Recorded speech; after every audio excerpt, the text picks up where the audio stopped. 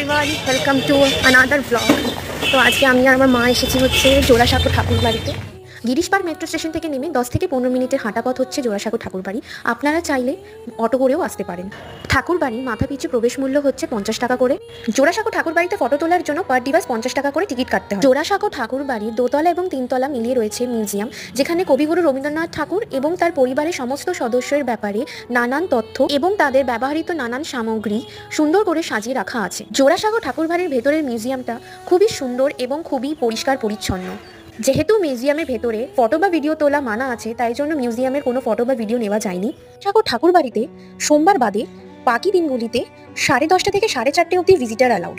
কবিগুরু এই বাড়িতেই জন্মেছেন এবং তিনি নিজের শেষ নিঃশ্বাসও এই বাড়িতেই ত্যাগ করেছেন। তার জীবন সম্পর্কিত নানান তথ্য জানতে পেরে আমাদের খুবই সুন্দর একটি অভিজ্ঞতা হয়েছিল। আমি সবাইকে অনুরোধ করবো একবার এখান থেকে ঘুরে যেতে, এবং যারা জোড়াসাঁকো ঠাকুরবাড়িতে এসে ঘুরে গেছেন তাদের অভিজ্ঞতা আমাকে কমেন্টে জানাবেন।